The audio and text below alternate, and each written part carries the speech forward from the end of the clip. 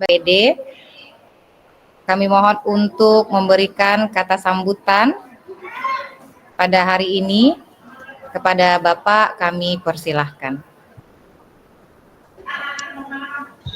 Baik, Bismillahirrahmanirrahim. Assalamualaikum warahmatullahi wabarakatuh. Selamat Waalaikumsalam warahmatullahi wabarakatuh. Ya, rekan-rekan guru hebat SMA Negeri 3 Kota Bengkulu yang tentu saya hormati. Kemudian terkhusus kepada Ibu Yeni yang juga memimpin acara webinar kita pada siang hari ini, dan Ibu Gusti juga sebagai narasumber ya dalam hal ini, yang nanti akan membawa suatu tema tentang membangun budaya positif di lingkungan satuan pendidikan. Tentu yang pertama bersyukur kita kepada Allah Subhanahu wa taala atas segala limpahan rahmat dan hidayahnya. Kita pada siang hari ini kita dapat bertemu walaupun dalam ruang maya. Bersama-sama kita akan mendengarkan sharing ataupun berbagi praktik baik yang nantinya akan disampaikan oleh Ibu Gusti dalam rangka membuat suatu pola atau mendesain barangkali mungkin untuk bagaimana pola-pola cara untuk membangun suatu budaya yang positif di lingkungan satuan pendidikan. Karena kalau ada budaya positif tentunya barangkali mungkin kita atau barangkali mungkin selama ini ada juga ya sudah terbangun suatu budaya negatif barangkali kan begitu. Dan kemudian bagi yang muslim bersyukur mari kita selalu bersolawat kepada Nabi besar Muhammad SAW. Semoga nanti kita bersama-sama di yaumil akhir nantinya mendapatkan syafaat dari beliau. Amin. Kembali saya mengucapkan banyak terima kasih kepada Bu Gusti, Ibu Yeni, dan kemudian teman-teman saya semuanya. Ini merupakan sebuah terobosan yang bagus. Ya, tidak semata-mata untuk sekedar meramaikan atau mungkin mengaktifkan suatu komunitas belajar di sekolah, tapi paling tidak bahwa kita ada barangkali suatu upaya-upaya untuk berbagi kancah nasional. Itu teman-teman saya jelaskan bahwa tangan kiri kita itu sebagai gambaran bahwa kita itu harus tetap tuh hal yang membuat kita itu tidak bisa melaksanakan tugas. Contohnya ada beberapa guru hari ini pelatihan di hotel tertentu dan sebagainya. Kalau mungkin dia bisa berkolaborasi, dia tidak akan misalkan anak-anak kosong dan sebagainya. Iya, itu Pak Widi yang sedang ada kegiatan nasional di mana di Rio dan sebagainya itu sudah menunjuk dan ya ini. Perkenalkan saya Gusti Marlina, Magister Pendidikan, calon guru penggerak Angkatan 11 dari SMA Negeri 3 Bengkulu. Pada kesempatan ini, saya ingin menyampaikan bahwa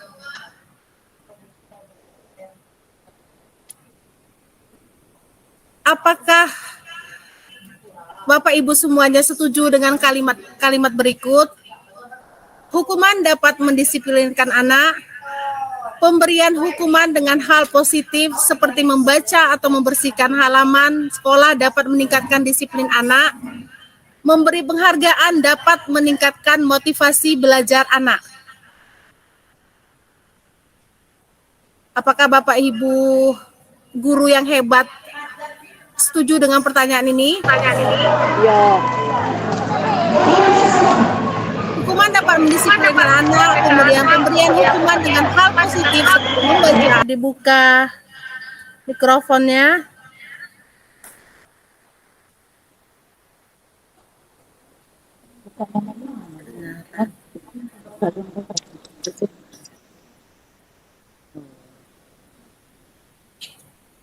Ibu di sana ada Ibu Yuyun Sudiarti. Silakan komentarnya untuk pertanyaan pemantik kita pada siang hari ini. Baik, terima kasih Bu Gusti. Ya, Baik, terima kasih Bu Kosti atas kesempatannya. Saya mengomentari di poin 1, poin 2, dan poin 3 ya Bu ya. Kalau menurut saya itu poin 1 dan poin 2 itu tidak relevan, dan itu bahkan bisa membuat siswa atau peserta didik kita malah sulit untuk didisiplinkan, karena hukuman walaupun hukuman itu bersifat positif sekalipun tidak dapat meningkatkan disiplin anak. Nah, di poin nomor 3, memberikan penghargaan itu bisa meningkatkan motivasi belajar anak, karena dengan penghargaan mereka ada stimulus di diri mereka itu yang membuat mereka merasa berharga, sehingga muncul ide-ide kreatif yang bisa mereka berikan ke depannya. Seperti itu Ibu Gusti. Baik, terima kasih atas masukan yang sudah diberikan oleh Ibu Yuyun, atas jawaban yang sudah diberikan oleh Ibu Yuyun. Jadi Ibu Yuyun menganggap bahwa pertanyaan pemantik di nomor 1 dan di nomor 2 itu tidak relevan kita gunakan sebagai seorang guru, karena itu hanya akan menambah anak makin sering melakukan kesalahan. Sementara di nomor 3 Ibu Yuyun memberikan respon yang positif dan nilai-nilai kebajikan universal. Nah, ini adalah namanya kegiatan kepalan tangan, ya. Kegiatan kepalan tangan. Ada ilustrasinya. Ada siswa A dan siswa B, ya. Anda dan teman Anda. Sobeklah secari kertas kecil, tuliskan benda atau sesuatu yang sangat berharga untuk Anda. Kemudian letakkan di salah satu tangan Anda dan genggam benda atau sesuatu tersebut dengan segala daya upaya. Buatlah sebuah kepala. Ya. Kemudian teman Anda yang si B ini akan mencoba dengan sekuat tenaga dengan berbagai cara untuk meminta Anda memberikan benda tersebut. Si B ini terus membujuk, mengancam, menghardik, merayu, dan bahkan menyuap apa saja agar Anda dapat membuka kepalan tangan Anda. Nah, apa yang akan terjadi selanjutnya? Nah, yang terjadi selanjutnya adalah ilustrasi yang sudah kita lihat tadi menunjukkan bahwa kontrol eksternal seperti bujukan atau ancaman sering tidak efektif dalam mengubah perilaku seseorang, khususnya siswa, jika mereka sendiri tidak mau melakukannya. Nah, maka dari itu kita juga menggambarkan bahwa setiap individu, setiap diri memiliki kontrol atas tindakan mereka sendiri. Dan upaya untuk memaksa atau mengendalikan orang lain seringkali tidak berhasil. Nah, ini adalah ilusi atau miskonsepsi atau yang sering terjadi, yang sering kita lakukan bagi seorang guru. Ada 4 ya. Yang pertama itu guru mengontrol murid. Sejatinya guru tidak bisa mengontrol atau memaksa murid untuk melakukan sesuatu jika murid tersebut memilih untuk tidak melakukannya. Jadi walaupun sudah dipaksa, kalau murid tersebut tidak mau, dia tetap tidak akan melakukannya. Kontrol yang tampak hanyalah karena murid mengizinkan dirinya dikontrol. Jadi murid dipaksa mengizinkan dirinya untuk dikontrol oleh kita sebagai seorang guru. Kemudian ada penguatan dan efektif manfaat. Nah, positif yang dilakukan atau bujukan adalah bentuk kontrol. Jadi penguatan positif atau bujukan adalah bentuk kontrol yang positif, ya. Namun jika terlalu sering digunakan, murid bisa menjadi tergantung. Ketergantungan murid terhadap guru pada penguatan tersebut dan kehilangan kemandiriannya sebagai seorang siswa. Selanjutnya ada kritik membuat rasa bersalah dan menguatkan karakter. Sejatinya, menggunakan kritik dan rasa bersalah untuk mengontrol murid dapat menyebabkan identitas gagal dan dialog diri yang negatif dari seorang murid. Orang dewasa punya hak memaksa. Sejatinya, guru sebagai orang dewasa banyak yang percaya bahwa guru harus bisa membuat anak-anak melakukan hal-hal tertentu. Namun, perilaku memaksa tidak efektif dalam jangka panjang dan dapat merusak hubungan antara orang tua dan anak, antara guru dan siswa. Nah, sekarang siapa?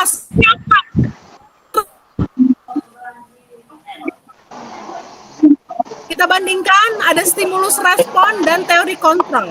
Stimulus respon. Kita mencoba mengubah orang agar berpandangan sama dengan kita. Nah, teori kontrol, kita berusaha memahami pandangan orang lain tentang dunia. Perilaku buruk dilihat sebagai suatu kesalahan. Teori kontrolnya, semua perilaku memiliki tujuan.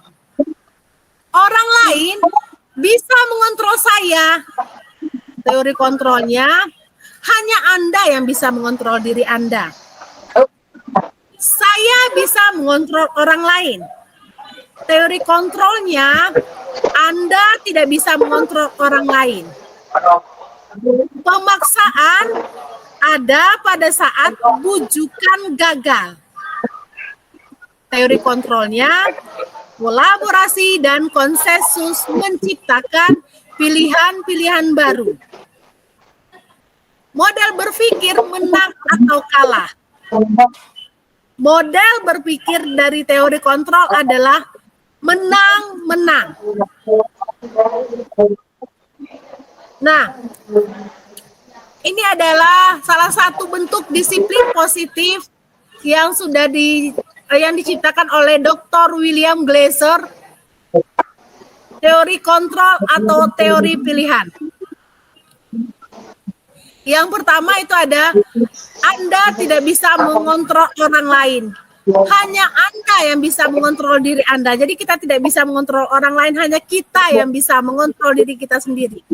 Nah, makna disiplinnya, belajar kontrol diri dengan menggali potensi kita agar tercapai tujuan mulia, yaitu sesuatu menjadi seseorang yang kita inginkan berdasarkan nilai-nilai yang kita hargai. Semua perilaku memiliki ada teori motivasi untuk menghindari hukuman, untuk mendapatkan imbalan, untuk menghargai diri sendiri. Kemudian model berpikir menang-menang, kolaborasi dan konsensus menciptakan pilihan baru. Posisi kontrol.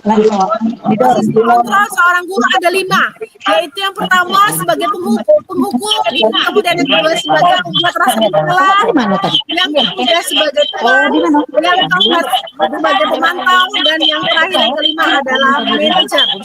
Kemudian di sini ada segitiga restitusi, menstabilkan identitas, validasi kebutuhan, dan menanyakan keyakinan. Selanjutnya ada realitas kebutuhan. Kita berbeda. Kita berusaha memahami pandangan orang lain tentang dunia. Setiap orang memiliki gambaran yang berbeda.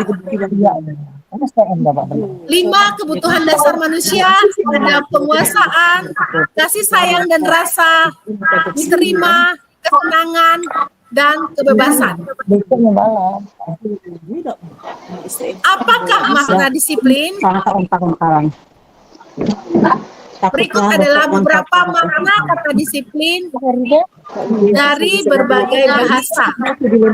Dari bahasa Latin, disiplin berarti belajar. Dari murid-murid Socrates dan Plato, mereka menganggap bahwa makna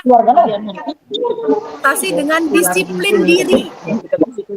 Nah, disiplin diri membuat orang menggali potensinya menuju sebuah tujuan. Apa yang dia hargai?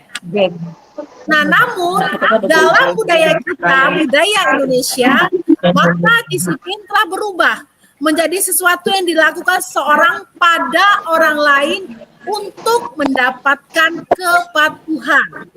Jadi agar patuh, orang-orang harus disiplin. Itu menurut budaya kita. Nah, kecenderungan yang terjadi adalah menghubungkan kata disiplin dengan ketidaknyamanan, bukan dengan apa yang kita hargai atau pencapaian suatu tujuan mulia. Nah, ini adalah nilai kebajikan dalam profil pelajar Pancasila. Kita pelajar Pancasila ya. Ada lagunya tuh. Kita pelajar Pancasila. Profil pelajar Pancasila yang pertama adalah beriman kepada Tuhan Yang Maha Esa dan berakhlak mulia. Kemudian ada berkebinekaan global, bergotong royong, kreatif, bernalar kritis, dan mandiri.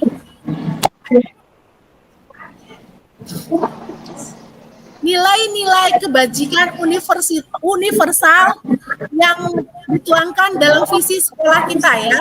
Nilai-nilai kebajikan universal adalah sifat-sifat positif manusia yang merupakan tujuan mulia yang ingin dicapai setiap orang. Nilai-nilai tersebut bersifat universal dan lintas bahasa, suku, bangsa, agama maupun latar belakang. Setiap perilaku atau perbuatan memiliki suatu tujuan. Dengan mengaitkan nilai-nilai kebajikan yang diyakini seseorang, maka motivasi intrinsiknya, motivasi yang berasal dari dalam diri akan terbangun, sehingga menggerakkan motivasi dari dalam diri untuk dapat mencapai tujuan mulia yang diinginkan.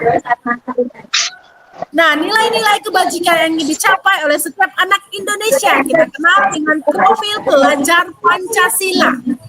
Yaitu yang pertama adalah beriman bertakwa pada Tuhan Yang Maha Esa dan berakhlak mulia, mandiri, bernalar kritis, berkebinekaan global, bergotong royong, kreatif. Selanjutnya, ada teori motivasi, hukuman, penghargaan, dan restitusi.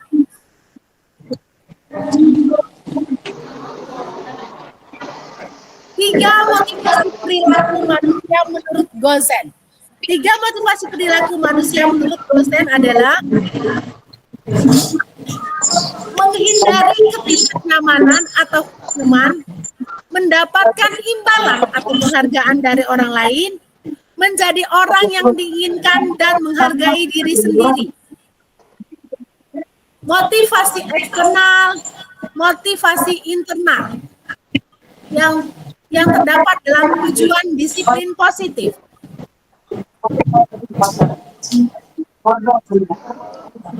Makna kata merdeka menurut Bapak Pendidikan kita, Bapak Ki Hajar Dewantara, merdeka itu artinya tidak hanya terlepas dari perintah, akan tetapi juga cakap buat memerintah diri sendiri.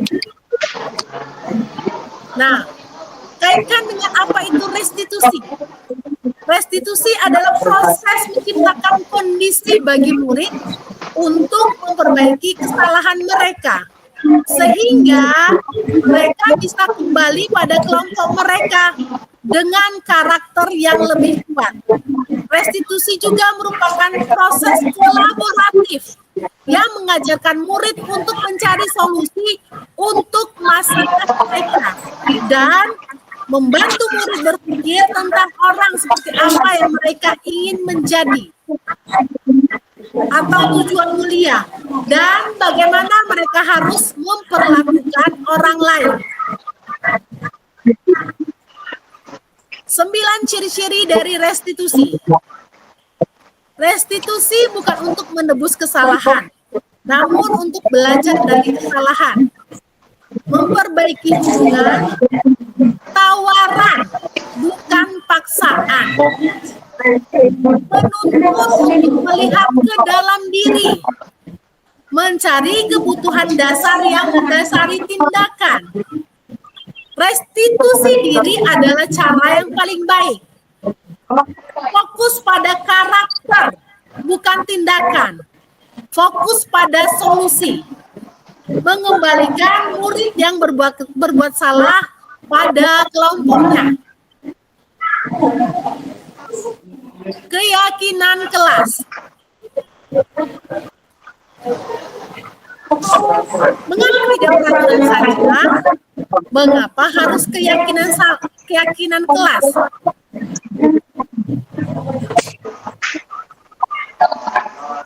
Mengapa kita memiliki peraturan harus menggunakan helm bila mengendarai kendaraan roda 2?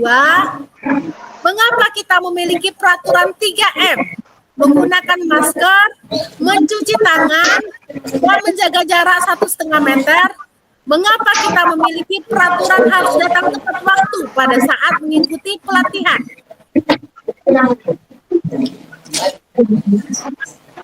Bagaimana ini menurut Bapak Ibu? Mengapa tidak peraturan saja? Mengapa harus keyakinan kelas? Ada 3 pertanyaan yang diajukan di sini.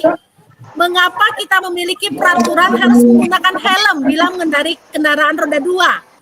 Mengapa kita memiliki peraturan 3M, menggunakan masker, mencuci tangan, dan menjaga jarak? Mengapa kita memiliki peraturan harus datang tepat waktu pada saat mengikuti pelatihan? Ada yang bisa membantu untuk jawab?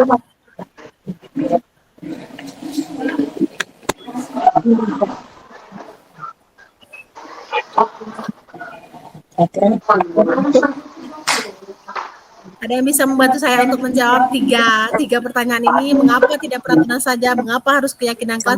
Mengapa kita memiliki peraturan harus menggunakan helm bila mengendarai kendaraan roda 2? Mengapa kita memiliki peraturan 3M, menggunakan masker, mencuci tangan, dan menjaga jarak? Mengapa kita memiliki peraturan harus datang tepat waktu pada saat mengikuti pelatihan?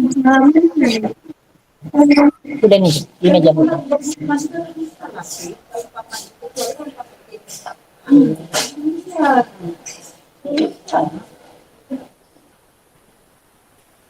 Untuk peraturan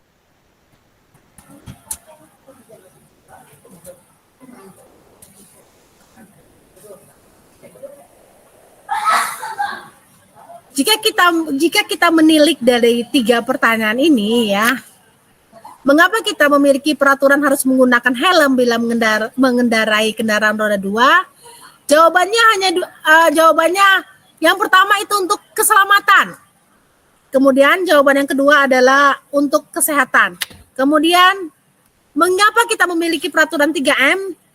Menggunakan masker, mencuci tangan, dan menjaga jarak. Juga jawabannya untuk kesehatan, keselamatan, dan menghormati orang lain. Kemudian, mengapa kita memiliki peraturan harus datang tepat waktu pada saat mengikuti pelatihan? Jawabannya, karena kita menghargai orang lain ya. Tepat waktu adalah salah satu contoh, salah satu bentuk menghargai orang lain, salah satu bentuk dari budaya positif. Selanjutnya, budaya positif ya.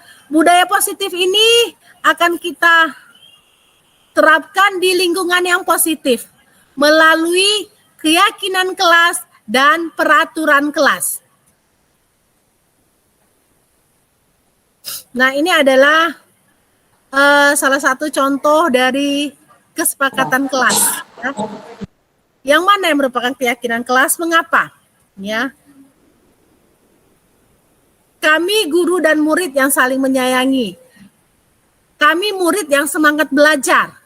Kami murid yang peduli dengan teman-teman. Ya. Kemudian datang tepat waktu, mengucapkan salam, menjaga kebersihan sekolah, berdoa sebelum dan sesudah kegiatan, aktif dalam pembelajaran, tertib. Ya. Yang merupakan keyakinan kelas adalah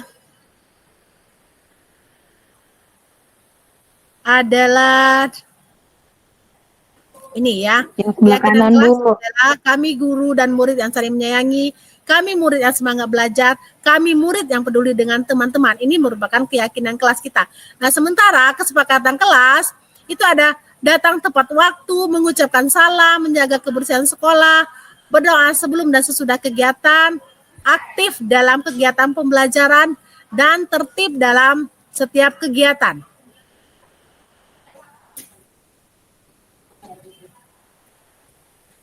Ini adalah pembeda antara peraturan dan keyakinan kelas. Peraturan kelas selalu kembalikan buku ke tempatnya. Keyakinan kelas tanggung jawab. Peraturan kelas dilarang mengganggu orang lain. Keyakinan kelas menghormati orang lain.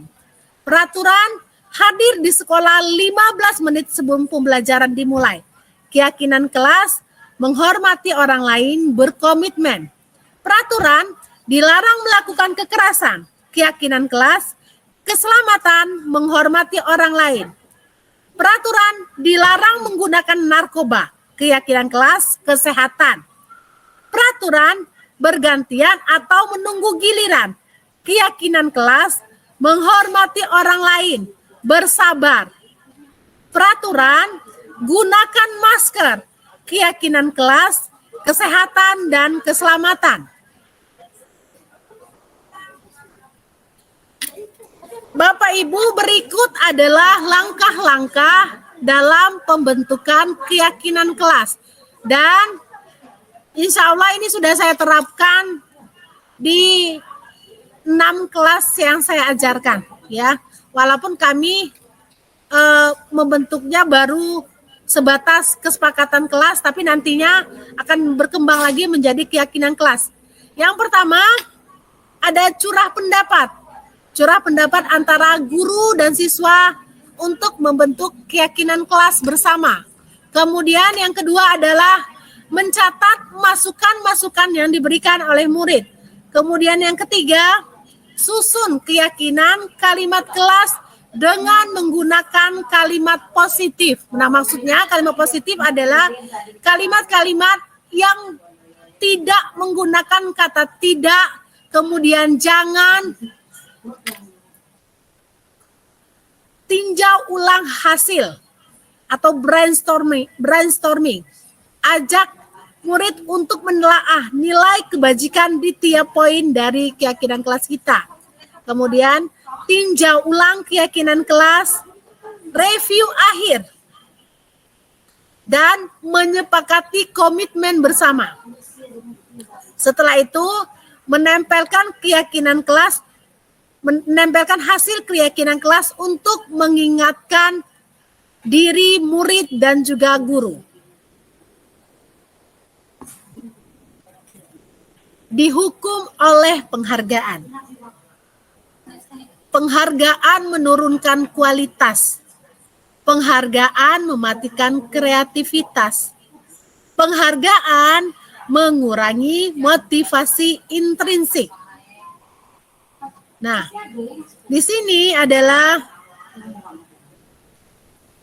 beda antara hukuman atau konsekuensi, ya. Dan ini sering kita lakukan di kelas. Secara sadar atau tidak sadar, langsung atau tidak langsung, ini kita sudah sedikit banyaknya sudah kita lakukan di kelas. Dan kita akan merubahnya mulai dari sekarang, ya Bapak Ibu guru hebat semuanya. Mencatat 100 kali di dalam buku kalimat saya tidak akan terlambat ke sekolah.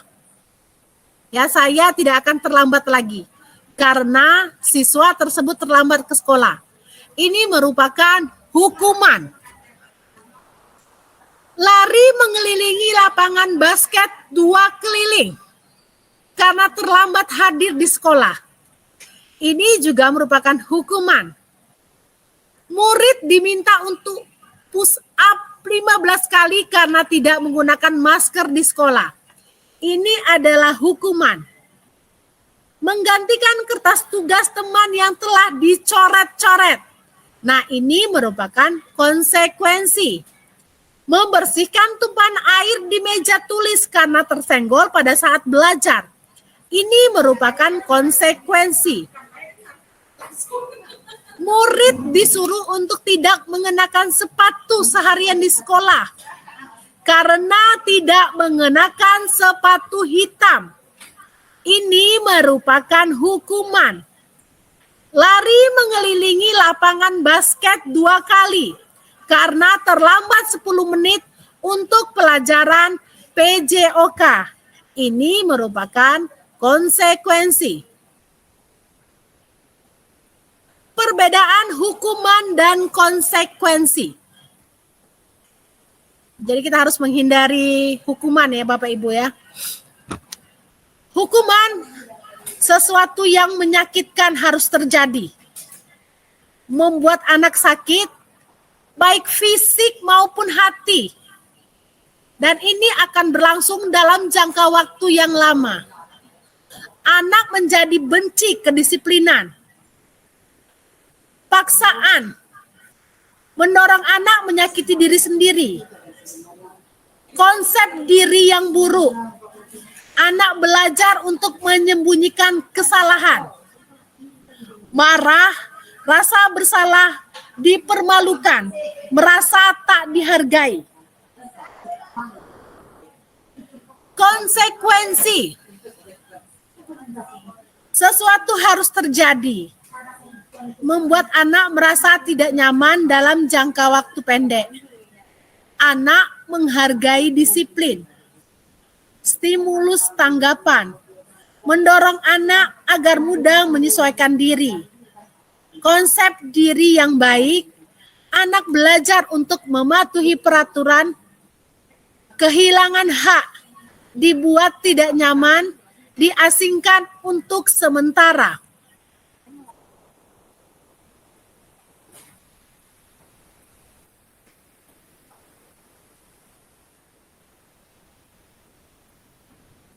Sesuatu yang menyakitkan harus terjadi.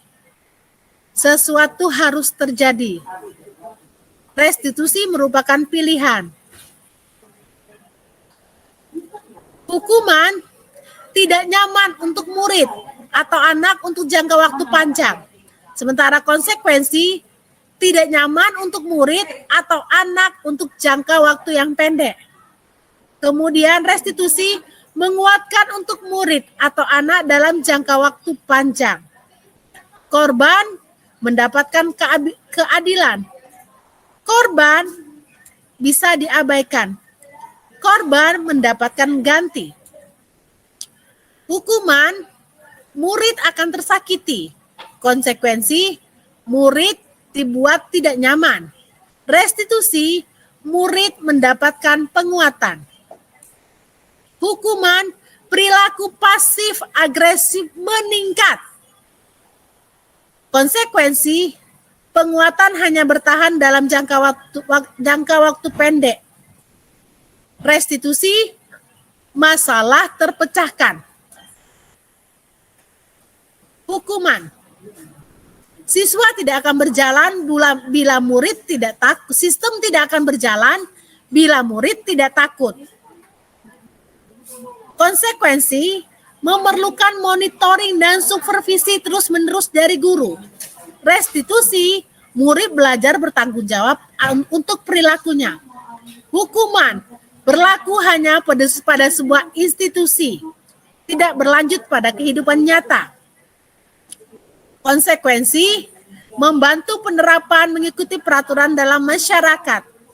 Restitusi, fokus pada pemecahan masalah dalam jangka waktu panjang. Hukuman, peraturannya adalah kamu harus. Konsekuensi, apa peraturannya? Mampukah kamu melakukannya? Terima kasih. Restitusi, apa yang kamu yakini? Apa yang bisa kamu lakukan untuk memperbaiki masalah ini? Kebutuhan dasar manusia. Kebutuhan dasar manusia ada 5. Bertahan hidup, kasih sayang dan rasa diterima, penguasaan, kesenangan, dan kebebasan. Akan kita bahas bersama di sini. Kebutuhan bertahan hidup atau survival adalah kebutuhan yang bersifat fisiologis untuk bertahan hidup. Misalnya makanan, pakaian, istirahat, tempat berlindung, keamanan, dan kesehatan. Secara sederhana, itu dapat dipenuhi dengan makan, tidur, olahraga, memberikan perlindungan. Kasih sayang dan rasa diterima. Kebutuhan untuk diterima, termasuk kebutuhan psikologis seperti rasa diterima, dipedulikan, berbagi, bekerja sama, menjadi bagian dari suatu kelompok, dikasihi, mengasihi, disayangi, menyayangi. Kebutuhan ini biasanya dapat dipenuhi melalui ketulusan dan kehangatan hubungan dengan keluarga, teman-teman, kelompok, klub, guru, konselor, koas. Kekuasaan dan penguasaan. Kebutuhan pengakuan atas kemampuan. Kebutuhan ini berhubungan dengan kekuatan seseorang untuk mencapai sesuatu, menjadi kompeten, menjadi terampil, memimpin, berprestasi, diakui, dan didengar. Kebutuhan ini meliputi harga diri, keinginan untuk dianggap, dan meninggalkan pengaruh. Kebutuhan ini dapat dipenuhi melalui kegiatan-kegiatan seperti proyek, hobi, tugas sekolah yang menantang, kontekstual relevan. Belajar menjadi orang yang kuat, membuat pilihan positif, dan bekerja. Kebebasan, kebutuhan akan pilihan. Kebutuhan untuk bebas adalah kebutuhan untuk mandiri, otonom, memiliki pilihan, mengembangkan daya lenturnya, dan mampu mengendalikan arahnya sendiri. Kebutuhan ini terkait dengan kebebasan untuk memilih dan membuat pilihan. Kebutuhan bergerak, mencoba-coba, mengeksplorasi hal baru dan menarik. Pemenuhan kebutuhan ini dapat dilakukan dengan menyediakan variasi waktu senggang, memberikan ruang untuk jadi diri sendiri yang merdeka, serta liburan. Kesenangan, kebutuhan untuk merasa senang. Kebutuhan akan kesenangan adalah kebutuhan untuk mencari kesenangan, humor, bermain, bersenang-senang, bergembira, antusiasme, dan tertawa. Biasanya, kebutuhan ini juga dapat dipenuhi dengan menyediakan tantangan, gurauan, dan pembelajaran yang bermakna di kelas.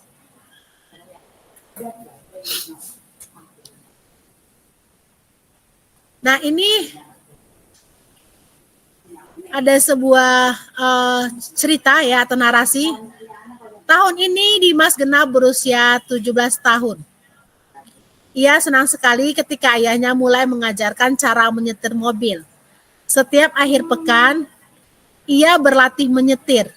Ia terlihat senang sekali berlatih sampai akhirnya ia bisa menyetir mobil dengan baik dan lancar.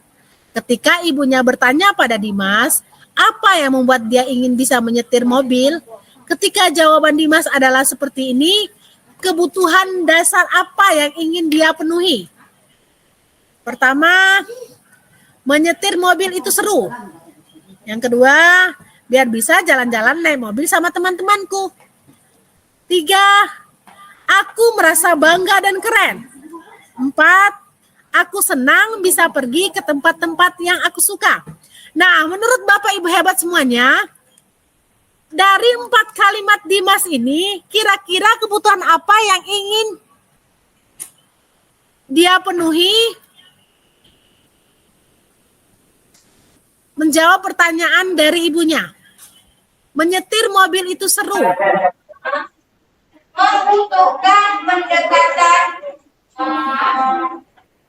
Biar bisa jalan-jalan naik mobil sama teman-temanku. Aku merasa bangga dan keren. Aku senang bisa pergi ke tempat-tempat yang aku suka. Yang pertama, menyetir mobil itu seru. Kira-kira ini kebutuhan yang mana? Bahkan Ini ya. Tuhan itu kasih sayang dan rasa kekuasaan dan penguasaan, kebebasan dan kemenangan. bebasan Bu. Yang pertama, menyetir mobil itu seru merupakan kesenangan ya. Kemudian biar bisa jalan-jalan naik mobil sama teman-temanku itu merupakan cinta dan kasih sayang. Aku merasa bangga dan keren. Itu merupakan penguasaan. Aku senang bisa pergi ke tempat yang aku suka. Itu merupakan kebebasan. Lanjut. 5 posisi kontrol dari seorang guru. Persebaran fenomena 5 posisi kontrol dari seorang guru. Ada penghukum, pembuat orang merasa bersalah, teman, pemantau, manajer. Nah, dari 5 posisi kontrol ini, manakah yang paling sering kita lakukan, Bapak Ibu guru hebat semuanya? Yang pertama, ya, di permukaan titik. guru berbuat. Pak, Motivasinya guru berbuat identitas gagal ya, kontrol dari luar ya, dia menghindari hukuman. Posisi kontrol penghukum. Biasanya guru di posisi kontrol ini dia akan menghardik, menunjuk, menyakiti dan menyindir siswa. Sementara guru yang membuat orang merasa bersalah, dia akan berceramah dan mengatakan seharusnya ibu kecewa. Guru dengan posisi kontrol teman membuatkan alasan-alasan untuk muridnya. Guru dengan posisi pemantau menghitung dan mengukur. Guru dengan posisi manajer mengajukan pertanyaan-pertanyaan. kaitan antara apa? Guru berkata, guru dengan posisi kontrol penghukum, kalau kamu tidak melakukannya, awas ya, rasakan. Guru dengan posisi kontrol pembuat orang merasa bersalah. Kamu seharusnya sudah tahu, ibu lelah sekali mengatakannya. Ibu stres. Guru dengan posisi kontrol teman. Ayolah, lakukan demi ibu. Masa kamu tidak mau? Ingat tidak? Ibu pernah bantu kamu. Guru dengan posisi kontrol pemantau. Apa peraturannya? Guru dengan posisi kontrol manajer. Apa yang kita yakini? Apa yang bisa kamu kerjakan untuk memperbaiki masalah ini? Nah, hasilnya bagaimana? Hasilnya, guru dengan posisi kontrol penghukum, siswa akan memberontak, menyalahkan orang lain, dan berbohong. Guru dengan membuat orang merasa bersalah, siswa akan menyembunyikan, menyangkal, dan berbohong. Guru dengan posisi kontrol teman, siswa akan ketergantungan. Guru dengan posisi kontrol pemantau menyesuaikan diri bila diawasi. Guru dengan posisi manajer, dia akan menguatkan pribadi murid. Nah, bagaimana dengan kaitan dunia berkualitas? Murid meletakkan guru di luar dunia berkualitas jika posisi gurunya adalah penghukum. Posisi kontrol guru sebagai pembuat orang merasa bersalah, murid meletakkan guru di dalam dunia berkualitas. Posisi kontrol sebagai teman, murid meletakkan guru sebagai orang yang sangat penting di dunia berkualitas. Sementara posisi kontrol sebagai pemantau, murid meletakkan guru peraturan dan hukum di dunia berkualitas. Posisi kontrol sebagai manajer, murid meletakkan dirinya sebagai individu yang positif dalam dunia berkualitas. Melewati suatu wilayah. Murid berkata, jika posisi kontrol guru sebagai penghukum, biarkan saja, nanti juga marah-marah lagi. Posisi kontrol guru sebagai pembuat orang merasa bersalah. Maafkan saya, Bu. Posisi kontrol sebagai teman. Saya pikir Bapak atau Ibu teman saya. Ternyata begitu. Posisi kontrol sebagai pemantau. Berapa banyak bintang yang saya harus peroleh? Berapa halaman yang harus saya tulis? Posisi kontrol guru sebagai manajer. Bagaimana caranya saya bisa memperbaiki keadaan? Dan bentuk yang berbeda. Dampak pada murid. Penghukum mengulangi kesalahan, kemudian merasa rendah diri, membuat orang merasa bersalah. Murid akan menjadi merasa rendah diri sebagai teman. Murid akan lemah, tidak mandiri dan bergantung pada guru sebagai pemantau. Murid menitik beratkan Berarti kalau pada malas satu catat di rumah, catatnya dia seperti ini terus ya? dirinya sebagai manajer. Murid akan Nah, bukunya nggak punya, gimana? bagaimana cara memperbaiki Jangan semua dirinya. buku nggak punya, catatan nggak mau. Ya kalau punya buku ngapain kita mencatat? Kita diskusi kelompok kita. Nah, ini adalah pernyataan-pernyataan. Kenapa? Kamu tidak pernah benar melakukannya. Apakah kamu mau mendapatkan stiker bintang hari ini? Kamu selalu yang paling terakhir. Nah, dengan saya siapa itu udah yang habis ya. mengatakannya? Ya, Saya kecewa Coba dilihat. sekali dengan kamu. nggak tahu saya. Siapa yang mengatakannya? Pembuat orang merasa bersalah. Kamu tidak pernah benar melakukannya. Siapa yang mengatakan? Guru dengan teori kontrol penghukum.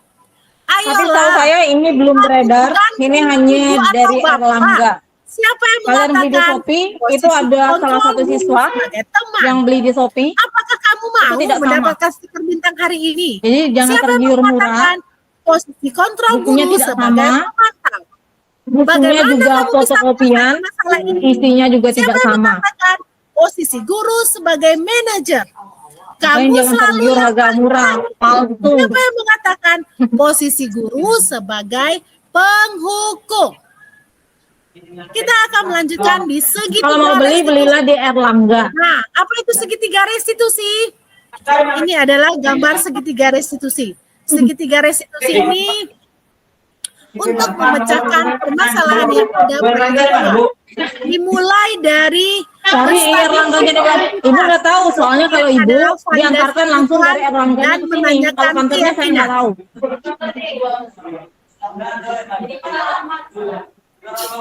Menstabilkan identitas untuk Ya, kalau membuat cuma anak satu merasa yang lokal mau, karena bermasalah tanggung. menjadi positif terhadap Orang guru. Erlangga itu mau ke sini tanggung kalau cuma satu orang. Kemarin Guru sudah berkata, sudah berbuat diantarkannya salah itu 40. hal yang Itu manusiawi. sudah habis dengan Tidak anak ada A dan manusia B. sempurna. Bapak Ibu juga buat salah. Ah, itu rata-rata Kita punya pasti buku bisa semua menyelesaikan mereka. permasalahan ini.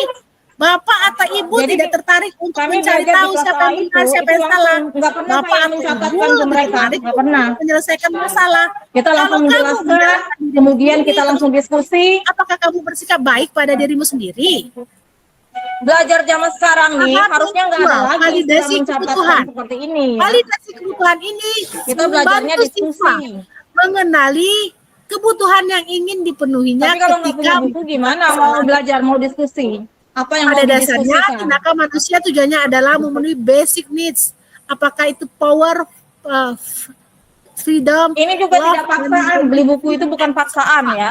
Nah, guru berkata, kamu bisa saja kan Makanya melakukan kalau hal nggak punya begini, uang, tapi kalau nggak punya kamu uang nggak tidak apa-apa, nggak beli, melakukannya, kan? nggak usah beli. Kamu pasti Jangan punya memaksakan alasan diri. mengapa Tapi jangan melakukannya. juga jadi orang yang Apa yang penting bagi pemalas. kamu? Kamu Dicatat boleh tetap lah berusaha menjaga materinya. sikap itu, Tapi tambahkan dicatat sikap yang di lain rumah. yang baru. Kita 1 minggu ya. Maukah kamu Jangan belajar yang 1 cara lain minggu. untuk mendapat Nah, itu yang bisa kamu dikerjakan di rumah. Santai-santai bisa kan? Apakah kamu bisa melakukan dengan lebih baik Tapi kalau lagi pemalas besok? semuanya ya seperti inilah, nggak bisa. Ini disuruh catat Menanyakan malah tidur keyakinan. dia. Luar biasa banget 10C ini ya. Nggak laki-laki. Guru berkata, apa nilai yang kita percaya di sekolah atau kelas kita? Nilai-nilai universal apa yang telah kita sepakati? Kelas yang ideal itu seperti apa sih? Kamu ingin jadi anak seperti apa? Apa yang kamu rasakan? Ketika kamu melakukan itu, kamu menjadi orang yang seperti apa?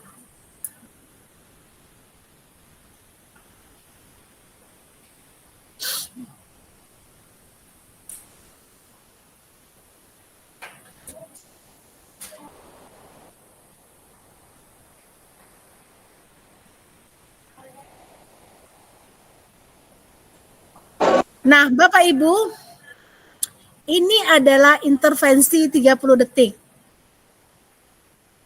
Ini bisa membantu murid kembali ke tujuan semula dengan cukup singkat dan dengan cara non-konfrontatif. Ini adalah pertanyaan-pertanyaan yang diajukan oleh guru terkait permasalahan yang dihadapi siswa dalam segitiga restitusi. Bapak Ibu boleh menanyakan pertanyaan-pertanyaan yang ada di sini kepada siswa untuk memecahkan masalahnya. Nah, tetapi sekali lagi saya tekankan bahwa segitiga restitusi itu bukan satu-satunya jalan untuk pemecahan masalah. Ada masalah-masalah tertentu yang bisa digunakan dengan segitiga restitusi, tetapi ada juga masalah-masalah tertentu yang tidak menggunakan segitiga restitusi. Pertanyaannya, apakah kamu ingin berbuat lebih baik? Apakah saat ini kamu sedang menjadi orang yang sedang kamu inginkan? Apakah kamu bisa mengubah kegiatan atau perilaku kamu saat ini menjadi sikap yang lebih membantu? Apakah wajar membuat kesalahan? Bisakah kita memperbaikinya? Apa yang kamu lakukan saat ini sesuai? Kapan kamu siap untuk mulai? Peraturannya apa? Sepertinya kamu punya masalah. Saya bisa bantu apa? Saat ini kamu seharusnya berbuat apa? Apa yang bisa saya bantu agar kamu bisa melakukannya? Apakah saya bisa bantu kamu agar dapat segera mulai? Apakah tugas kamu saat ini? Bagaimana kamu ingin diperlakukan pada kegiatan ini? Bisakah kamu melakukannya? Apa yang kamu inginkan? Peraturannya apa? Pengembangan dan penerapan. Menwujudkan budaya positif di sekolah. Dimulai dari inquiry.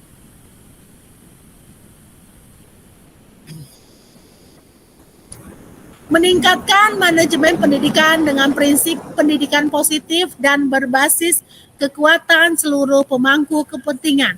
Siapa pemangku kepentingan di sini? Pemangku kepentingan di sini adalah kepala sekolah, guru, dan orang tua. Nah, pemangku kepentingan saling berkoordinasi terkait kebijakan yang sesuai regulasi, serta dapat mencapai visi sekolah yang memerdekakan siswa, serta memberikan bantuan, kritikan, dan masukan. Saya ingatkan visi sekolah kita adalah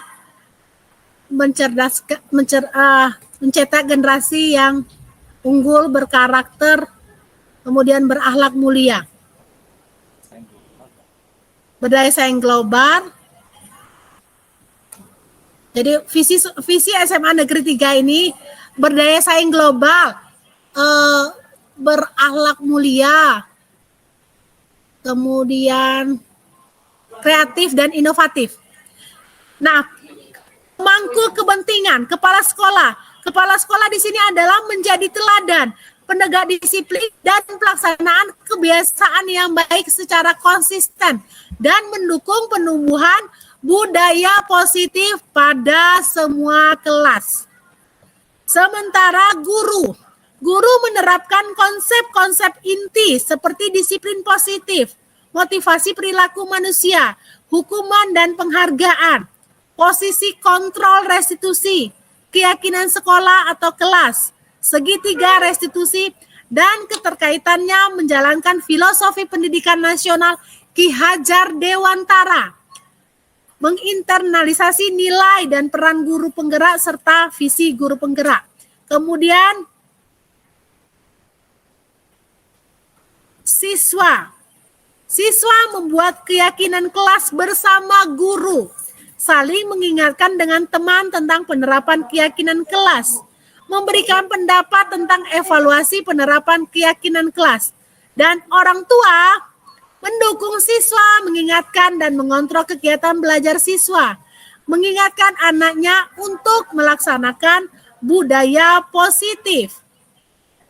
Refleksi ini, maka berakhirlah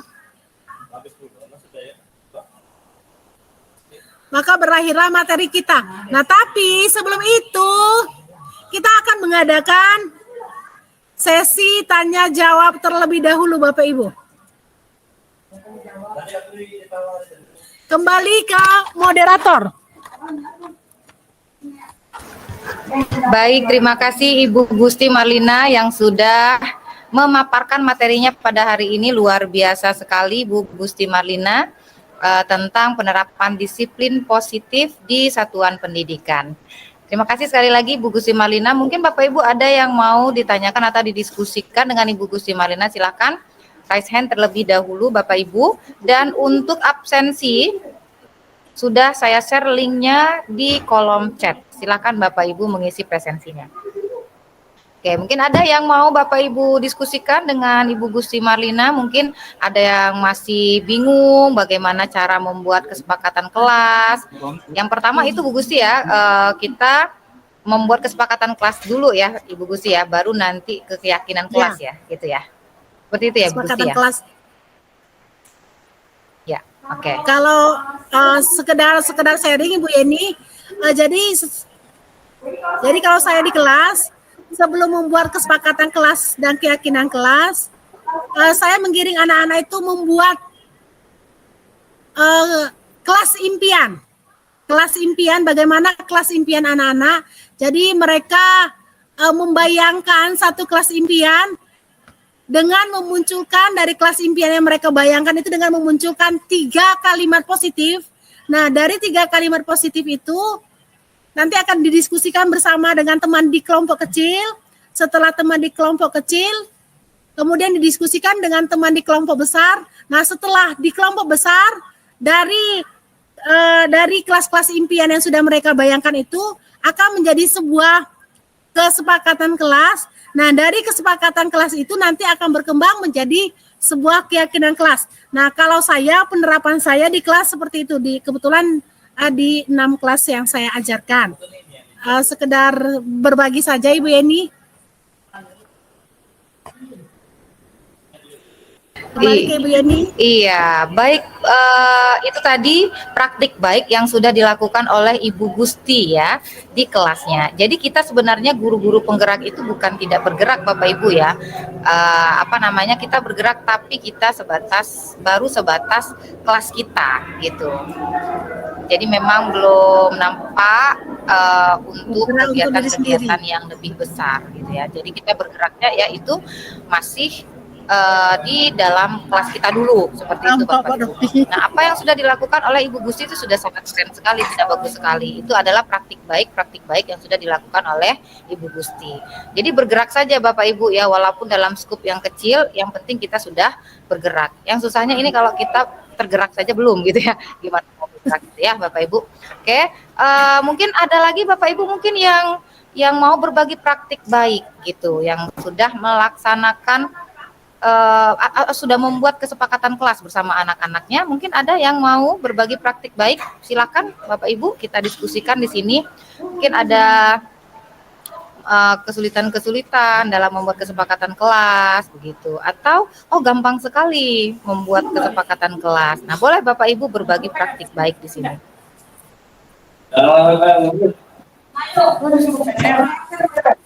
Halo, Assalamualaikum. Oke, jika ada yang mau didiskusikan silakan raise hand Bapak Ibu. Ibu Halo. Ratna Dewi Tobing mungkin. Ya, Ada yang mau Assalamualaikum didiskusikan? warahmatullahi wabarakatuh. Selamat siang, Ibu Yeni, Bu Gusti. Waalaikumsalam warahmatullahi wabarakatuh. Waalaikumsalam warahmatullahi Terima kasih atas wabarakatuh. kesempatannya. Saya menyimak materi yang Bu Gusti sampaikan. Sedikit saja pertanyaan saya. Kebiasaan kita kan membuat kesepakatan kelas itu pada saat awal semester. Tapi pada kenyataannya di jalan itu kadang-kadang sebulan waktu berjalan itu lupa kesepakatan kelas yang sudah kita buat itu. Nah, bagaimana menurut Bu Gusti sebaiknya untuk kesepakatan kelas ini supaya tetap tertanam di dalam pikiran anak-anak, karena kita kan guru mapel ini, guru mata pelajaran. Nggak mungkin kalau semua ditempel di dinding kan, karena mata pelajarannya banyak. Jadi gimana caranya supaya saya yakin guru-guru mapel itu punya kesepakatan kelas yang berbeda-beda. Nah, jadi bagaimana caranya supaya misalnya seperti mata pelajaran saya biologi, biologi itu kesepakatan kelasnya seperti ini. Nah, supaya mereka tetap tertanam kesepakatan kelas yang sudah kita buat di awal. Itu saja pertanyaan saya. Terima kasih Bu Gusti, Bu Yeni. Waalaikumsalam warahmatullahi wabarakatuh. Waalaikumsalam warahmatullahi wabarakatuh. Terima kasih banyak Ibu RDT. Ya, kita kenalnya Ibu RDT dong ya. Oke, terima kasih atas pertanyaannya Ibu. Silakan Ibu Gusti, sudah paham ya pertanyaan dari Ibu RDT tadi ya? Silakan di-unmute dulu. Terima kasih. Oke. Terima kasih Ibu Ratna Dewi Tobing ya, atau istilah kerennya yang viral itu di SMA 3 itu Ibu RDT ya. Viral. Nanti saya jadi guru. Untuk keyakinan kelas Ibu, Kesepakatan. oke. Untuk kesepakatan kelas yang nantinya berujung di keyakinan kelas. Ya, kita lanjut. Untuk kesepakatan kelas atau keyakinan kelas ya. Kalau menurut saya itu akan menjadi di tiap-tiap guru akan menjadi kalimat-kalimat yang berbeda Ibu, walaupun nanti ya, walaupun maknanya sama, tetapi di tiap-tiap guru yang mengajar, di tiap-tiap guru mata pelajaran itu akan menjadi kalimat-kalimat yang berbeda, walaupun pada intinya sama. Misalnya mengenai disiplin, guru A ingin agar anaknya disiplin, pokoknya begitu bel pas 7.30 teng itu anak-anak harus masuk. Sementara di guru B dia menginginkan anaknya disiplin tetapi tetap memberikan toleransi waktu. Misalnya silahkan masuk kelas dengan toleransi waktu 5 menit. Artinya 7.35 siswa boleh masuk. Sementara di guru yang lain dia begitu 7.30 teng itu langsung masuk. Nah, untuk membuat kalimat yang sama, kita ada yang namanya peraturan. Kita ada yang namanya peraturan sekolah ataupun peraturan kelas. Nah, itu akan menjadi sama semuanya satu sekolah. Tapi kalau untuk keyakinan kelas ataupun kesepakatan kelas, sampai sejauh ini bisa kita buat untuk diseragamkan, tetapi nanti akan ada kolaborasi antar guru. Di dalamnya ada perwakilan guru mata pelajaran, kemudian ada perwakilan guru BK, kemudian ada perwakilan pihak sekolah, dalam hal ini wakil kurikulum atau wakil di bidang kesiswaan, untuk membentuk satu kesepakatan kelas atau satu keyakinan kelas yang akan dipatuhi, yang akan diterapkan di seluruh sekolah, di seluruh lingkungan sekolah. Di seluruh lingkungan sekolah tersebut. Tapi yang saat ini sudah sama semua itu, sudah diterapkan, itu adalah peraturan sekolah. Ibu, demikian Ibu, apakah masih ada yang kurang dari penjelasan yang sudah saya Terima kasih. Baik, terima kasih Bu Gusti penjelasannya, cukup. Silahkan dilanjutkan. Oke, makasih Ibu. Kembali ke moderator. Oke, baik, terima kasih Bu Gusti atas penjelasannya, dan Ibu RDT sudah sangat paham sekali sepertinya ya atas penjelasan dari Ibu Gusti. Baik, Pak Hengki raise hand. Oke, silakan Pak Hengki. Ada yang mau didiskusikan atau Bapak mau berbagi praktik baik ya? Mungkin Bapak sudah. Praktik baik. Suara Bapak nggak kedengaran, Pak. Ini kayaknya Bapak ini banyak sekali pertanyaan, unek-uneknya banyak sekali kayaknya ya. Iya, tapi terkendala di suara nih. Suara Bapak nggak kedengaran.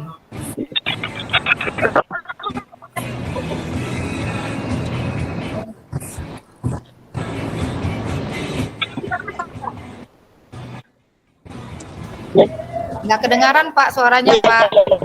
Izin di kolom chat aja Pak. Ketik di kolom chat aja Pak. Oke, baik Pak Hengki. Warahmatullahi wabarakatuh.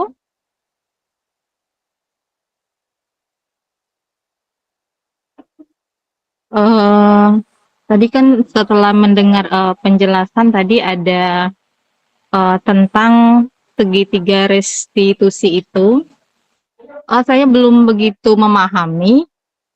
Bisa mencontohkan kembali bagaimana tentang penerapan segitiga restitusi itu? Mungkin itu saja pertanyaan saya. Terima kasih.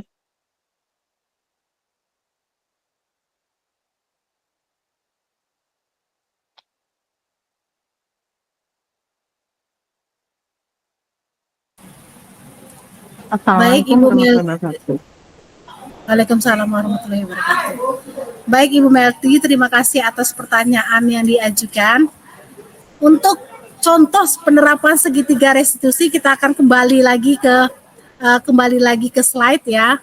Saya akan tampilkan kembali slide-nya mengenai penerapan segitiga restitusi.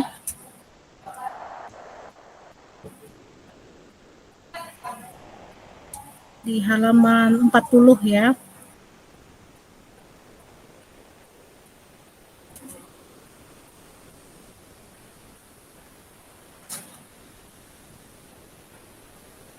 Mengenai segitiga restitusi ya, dimulai dari menstabilkan identitas ya. Saya akan memberikan contoh Ibu Melty mengenai penerapan segitiga restitusi. Ketika ada siswa kita yang terlambat ya, ketika siswa kita ada yang terlambat, dia datang ke kelas, kemudian tugas kita sebagai guru, saya akan dalam hal ini guru menerapkan segitiga restitusi. Ketika siswa ada yang datang terlambat, masuk ke kelas kita sudah ada di kelas, teman-temannya sudah belajar, kita akan mulai menerapkan segitiga restitusi. Yang pertama kita akan menstabilkan identitas dulu, ya. Guru akan berkata bahwa berbuat salah itu hal yang manusiawi, tidak ada manusia yang sempurna. Bapak dan Ibu juga pernah membuat salah. Bapak dan Ibu tidak tertarik untuk mencari tahu siapa yang benar, siapa yang salah. Bapak Ibu lebih tertarik untuk menyelesaikan masalah. Ya, kita akan bertanya kepada siswa untuk menyelesaikan masalahnya. Kemudian, yang kedua, kita akan memvalidasi kebutuhan. Ya, kamu pasti punya alasan mengapa melakukannya. Maksudnya melakukannya adalah mengapa sampai anak tersebut terlambat. Terus, guru boleh bertanya lagi, maukah kamu belajar cara yang lain agar kamu tidak terlambat lagi? Apakah kamu bisa melakukannya dengan lebih baik lagi besok? Maksudnya agar besok siswa tersebut datang ke sekolah tepat waktu. Kemudian guru akan menanyakan keyakinan. Tahapan terakhir dari segitiga restitusi adalah menanyakan keyakinan. Guru akan berkata, apa nilai yang kita percaya di sekolah, di kelas kita, apa nilai-nilai universal yang telah kita sepakati, apa yang kamu rasakan ketika kamu melakukan itu, kamu menjadi orang yang seperti apa, Nah, di sini ketika guru akan menanyakan keyakinan, guru akan menghubungkan norma sosial dengan nilai-nilai yang mendasari diri murid itu sendiri. Sehingga murid akan menjadi manusia yang bertanggung jawab dan dia tidak akan melakukan kesalahan lagi. Demikian Ibu Melty yang bisa saya jawab untuk penerapan segitiga restitusi. Tadi saya sudah mencontohkan bahwa penerapan segitiga restitusi adalah salah satunya siswa yang terlambat di kelas. Kita boleh menerapkan segitiga restitusi, tapi bahwa tidak semua masalah yang dihadapi siswa bisa kita menggunakan segitiga restitusi untuk pemecahan masalahnya. Demikian Ibu Melty. Terima kasih atas pertanyaan yang sudah diajukan. Apakah masih ada hal yang belum jelas? Ya, baik Ibu sudah jelas. Terima kasih atas jawabannya ya.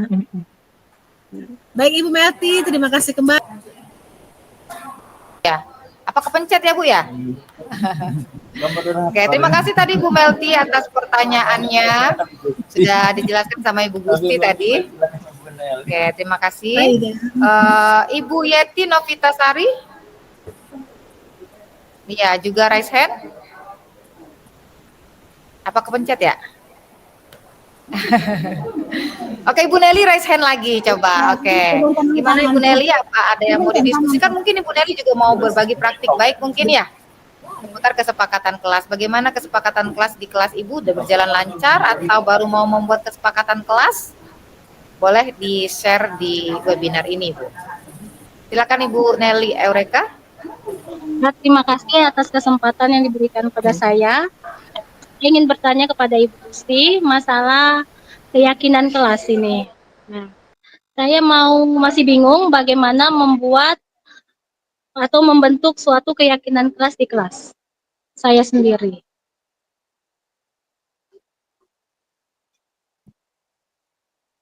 Ibu Nelly, terima kasih atas pertanyaannya. Kita balik lagi ke slide ya. Ibu Nelly bertanya mengenai bagaimana membentuk keyakinan kelas. Kita akan kembali lagi ke slide.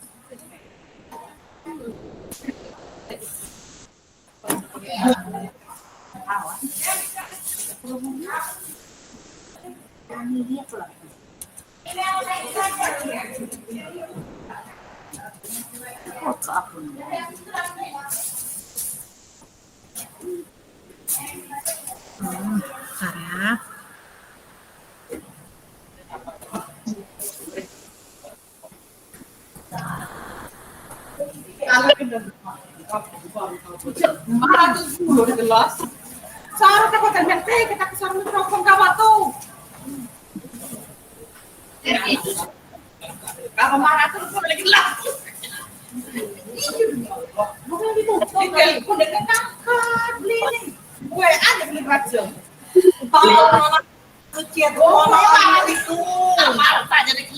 Ibu Meli, saya akan sampaikan kembali tahapan-tahapan atau langkah-langkah ketika seorang guru akan membentuk keyakinan kelas di kelasnya masing-masing.